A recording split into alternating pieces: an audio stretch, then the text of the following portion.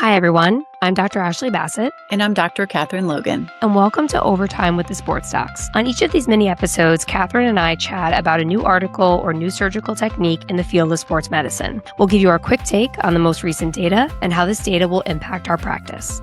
With the FIFA Cup underway, we thought this would be a perfect time to discuss one of the most consequential injuries in soccer, the ACL tear. Now, we've spoken about ACL injuries a ton on this show, including graft choice, rehab, and safe return to play. But today we're discussing the risk of secondary injury following return to play after ACL reconstruction. And to do that, we're reviewing an article that is hot off the press, published this month in AJSM, titled Secondary Muscle Injuries and Performance Decline After Anterior Cruciate Ligament Reconstruction in Professional Soccer. Plantar fasciitis is one of the most common causes of heel pain. The revolutionary and innovative solution from push braces focuses on actually relieving this strain. The taping concept focuses on effectively relieving the plantar fascia by helping it to support the arch. Push Foot Brace FP directly alleviates pain, allows you to recover and to move freely at the same time. The best way to understand the difference is to wear one. Email samples@bracelab.com and mention the sports docs for a free brace sample. Explore the full line at bracelab.com. Are you still spending valuable OR time prepping grafts? If so, you should take a look at what JRF Ortho is doing with pre-sutured tendons. They actually offer one of the most comprehensive portfolios out there, covering everything from ACL to PCL, Achilles, and even AC joint procedures. One option getting a lot of attention right now is the SpeedGraft Quad Link. It's designed for all inside ACL reconstruction with consistent sizing, 64 to 72 millimeters in length and 9 to 11 millimeters in diameter, so you know exactly what you're getting every time. And JRF Ortho is the only provider offering a pre-sutured BTB, the pilot graft, giving you even more flexibility depending on your technique and preference. The big advantage here? Efficiency and consistency. No autograft recovery, no graft prep, no construct assembly. Just a ready-to-implant solution that helps reduce OR time and eliminates donor site morbidity while delivering reliable, high-quality grafts. JRF Ortho has distributed over 30,000 allografts worldwide, and their focus is simple: providing high-quality allografts to surgeons so they can improve the quality of life of their patients. If you haven't explored pre-suture tendons yet, this is definitely worth a look. Visit jrfortho.org to learn more. JRF Ortho, 20 years of excellence in motion. This paper examines something we all see clinically. A player returns after an ACL reconstruction. Everyone's focused on the graft. The knee looks stable. They pass the return to play testing, all of it. And then suddenly they start having hamstring strains, quad strains, calf injuries, and other soft tissue problems. So why is that? The authors wanted to understand how common those secondary injuries are, when they happen, and whether they affect performance in elite soccer players. But before we dive into that, let's do a quick review. The anterior cruciate ligament is one of the primary stabilizers of the knee. It prevents anterior translation of the tibia and contributes significantly to rotational stability. So why do ACL tears occur?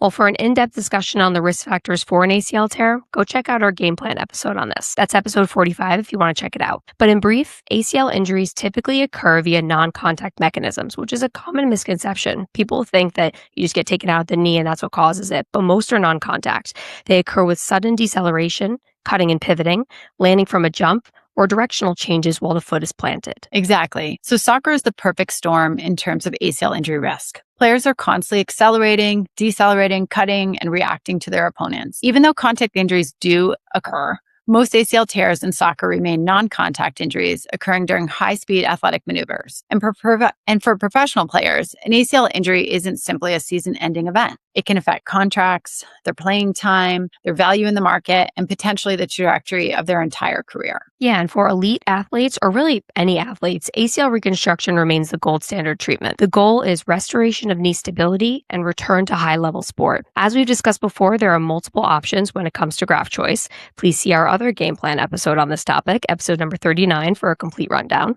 But in brief, there's allograft or cadaver tissue from a donor. But elite athletes in particular have been shown to have a significant significantly higher rate of graft failure with use of allograft, between 7 and 10-fold increase compared to autograft. Yeah, so crazy high. So for these patients, we're doing autograft reconstruction. These options are bone patella tendon bone, or BTB, quad tendon, and hamstring tendon. So let's start with BTB. So the advantages include excellent bone-to-bone fixation and robust healing with extensive long-term data. Historically, this graft has been favored in high-demand athletes, but the disadvantage is notable. So particularly as it pertains to donor site morbidity. With a high incidence of anterior knee pain and kneeling pain, there's a risk of patella tendon issues and low risk but possible patella fracture. The benefits of hamstring tendon include less anterior knee pain and smaller incisions, but the disadvantages are also significant for hamstring tendon.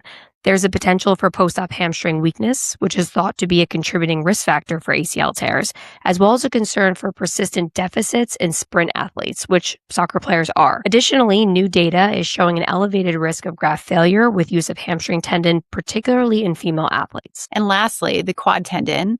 It's been increasingly popular among sports surgeons. The benefits include large graft size with a ton of collagen, small incisions, and lower donor site morbidity relative to BTB. The most notable disadvantage, though, is the very real potential for quad weakness early after surgery, though most studies show this does resolve by 6 months postoperatively. But regardless of graft choice, surgery is only the beginning. The real challenge is the rehabilitation and safe return to play. Historically, return to play was often based on time, 6 months, 9 months, 12 months, but we've learned that time alone isn't enough. Modern return to play decisions are ideally criteria-based and include an assessment of strength, hop testing, movement analysis, neuromuscular control, as well as psychological preparedness to return to sport. One of the most important concepts is that graft maturation and biologic healing continue long after the athlete feels ready. So many studies have demonstrated increased re-injury risk when athletes return too early. And that's where today's paper becomes particularly interesting. The authors weren't primarily looking at ACL graft failures.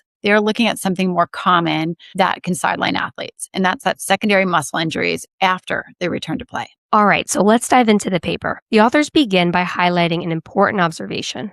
Although ACL reconstruction allows many professional soccer players to return to competition, muscle injuries frequently occur after return. Previous reports suggest that approximately 27% to 35% of professional soccer players sustain a muscle injury during the first year after ACL reconstruction. That's so high. So high. Like a third of them are sidelined within the first year of returning. It's crazy high.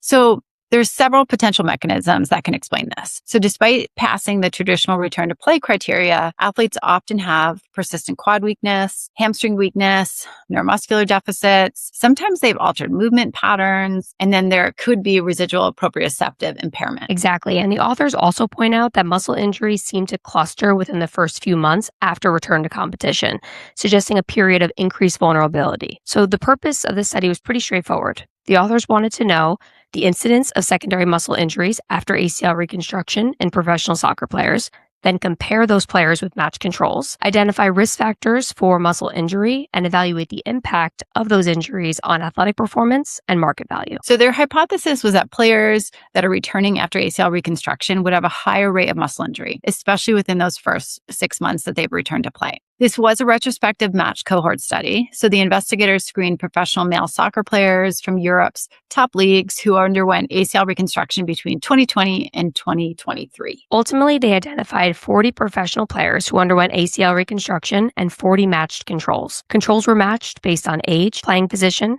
league, and pre-injury playing time. Now, the ACL group was followed for 24 months after they returned to play. The primary analysis focused on the first 12 months after return because that's the period when the risk is thought to be the highest. And they collected a ton of data. So a couple things that they did collect was return to play timing, muscle injury incidence, the injury location and severity, time lost, performance metrics, as well as that market value. All right, so let's dive into the results. The average return to play time was 8.7 months. Importantly, 35% of players returned before 9 months, and that number makes me feel uncomfortable. Yeah, and that's really a critical number. So put a pin in that because we're going to see it again later. Now for the headline finding. All right, within 1 year of return, 32.5% of ACL reconstructed players sustained a muscle injury. So only 12.5% of the controls sustained a muscle injury, so 12.5%. That represents an incidence rate ratio of 2.6. In other words, players returning after ACL reconstruction were more than twice as likely to sustain a muscle injury. And almost 1 out of every 3 players suffered a secondary muscle injury during that first year of return. Yeah, so those are clinically meaningful differences between the groups. Now let's talk about what type of muscle injuries occurred. The most common injuries were hamstring injuries at 42%, quadriceps injuries were second at 32%, calf injuries at 16%, and adductor injuries at 11%. And importantly, those are the exact muscle groups that we rely on heavily during sprinting, deceleration, and change of direction. And another notable finding was that 69% of the injuries occurred on the reconstructed side. So that supports the idea that persistent deficits in the operated limb may contribute to injury risk rather than just deconditioning alone. Yeah, I think that's really interesting because a lot of times people will say, well, I haven't been working out, my other leg is deconditioned. This kind of shows really it's the surgical hit, I think, more than just that deconditioning, though that may contribute to some extent. Well, I also think we just don't study, when we do our return to play testing, we're getting their strength metrics, but not under conditions of fatigue. Exactly. So I feel like that endurance component is just not there. But anyway. Absolutely. More to talk through. So what about timing of injury? This, I think, is the most clinically important finding. So nearly 58% of all muscle injuries occurred between 3 and 6 months after return to play. Think about what that means. So a player returns and everyone's celebrating, the knee is stable, and then 3 to 6 months later, when match intensity and cumulative workload increases, the athlete experiences a soft tissue injury that sidelines them. And this is exactly what we don't want to see, but unfortunately what many team physicians and sports medicine surgeons are observing in practice. Yeah. So let's touch upon the risk factors a bit more. As we've been alluding to, the strongest predictor was early return to play. So returning before 9 months increased the risk nearly 5-fold, which is huge. Mm-hmm. That adjusted odds ratio is 4.85. So bananas big. Mm-hmm. So this finding reinforces a growing body of evidence suggesting that returning before 9 months may expose athletes to a substantial risk. And the message is pretty clear. So just because a player can return doesn't mean they should. And this study also looked at performance. So players who sustained secondary muscle injuries demonstrated fewer minutes played, reduced defensive actions, and lower overall participation. There was also a trend towards reduced offensive production as well, because these injuries don't just show up on an injury report. They affect on-field performance and availability, and in elite soccer, availability often determines success. So one of the more fascinating aspects of this study was the market value analysis. So this is something we rarely get to see. So I thought this was great. So players who sustained secondary muscle injuries experienced significantly greater declines in market value compared with those who avoided re-injury. So this highlights that ACL injuries carry consequences way beyond medicine. They affect clubs, their contracts, transfer decisions, as well as the trajectory of their career. All right, so now let's break down the strengths and limitations of this study. So several strengths deserve mention. First, the authors used matched controls. Second, they focused specifically on professional soccer players. These are the people that have all the resources available to them, the top level trainers and PTs, right? So if they're going to rehab and get those deficits addressed, it's going to be them.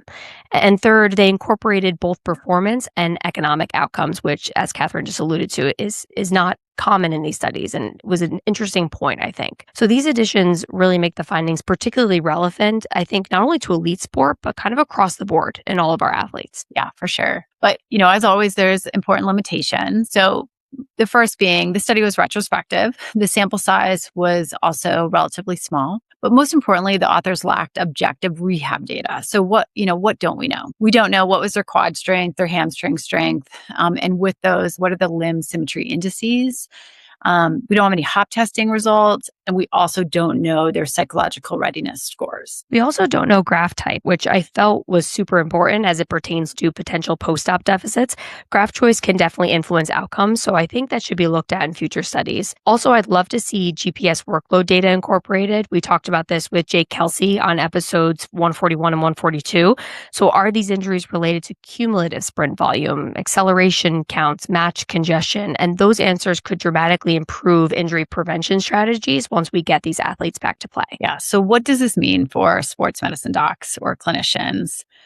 So for me, the biggest takeaway is that ACL recovery does not end when we let them go back to play. So we always talk about this on the show, but there's a big difference between return to play and return to performance. So we're letting, them go through this process of return to sport testing, but it's not really giving us that full picture. So it's really imperative for us to continue them with strength training, ongoing neuromuscular work, and then also like load monitoring and just making sure that their exposure to things is progressive and not immediate. Absolutely. I completely agree with everything you said. And I think this is just more data in our back pocket to continue pushing back against arbitrary timelines, specifically the idea that people can go back before 9 months, right? And people say, I'm a good healer, I'm going to heal up fast. This is just another piece of data that shows that returning before 9 months places that athlete at substantially greater risk for secondary injury. I really thought it was an established rule of law, but looking at this paper, it obviously looks like people returned earlier than 9 months. And so I really think we need to be pushing back against this. What I tell my athletes, I'm sure you say the same, is you don't want to go through this whole thing and at 8 months go back in and end up hurting yourself again, right? So clearly the body isn't ready until about the 9-month mark, and people really need to stick to that. Yeah, I think we keep learning this lesson and, we have to start paying attention. Exactly. But as we are watching this World Cup, we undoubtedly will see players who have previously undergone ACL reconstruction competing in this big stage. And studies like this remind us that returning to the field is only one part of that recovery journey. So, the challenge isn't simply getting back. It's like keeping them healthy once they return. Ashley, I worked at the World Cup one year as a security guard? I didn't know that. Oh my gosh, that's so interesting. Which one? What year? So it was 1999 in France. So we went over right after college. So yeah, I'll have to share some pictures with you. That's so cool. Are you catching any of the games? Yeah. They're here. So you are? USA game, which was awesome. Oh, you mean like actually in person? Are you? No. Oh, no. No. I wish. I think you meant like, am I watching? Yes, I'm watching. Yes. We watched on Friday. It was a great game. We thought, because a lot of them are in New Jersey. They're at MetLife, and we're right here. So we were like, we'll bring Penny, she'll, it's a once in a lifetime experience. And then we looked at the ticket prices and we're like, we're going to enjoy that experience on our couch at home, because it is bananas expensive, even the nosebleeds. So, we're just gonna watch from home, but it's really awesome to have it here, not only in this country, but so close to us. So it's been really great. Yeah, the fever of it all is really fun. It is. Well, thank you for listening to this Overtime Chat today. We hope you enjoyed our conversation. Make sure to subscribe on Apple Podcasts, Spotify, Amazon Music, or wherever you get your podcasts to stay up to date on all things sports medicine. You can also watch us on YouTube. If you like what you hear, please consider subscribing and leaving us a review. You can also reach us by email at thesportstalkspod@gmail.com or find us on Instagram at thesportstalkspod. We love your feedback.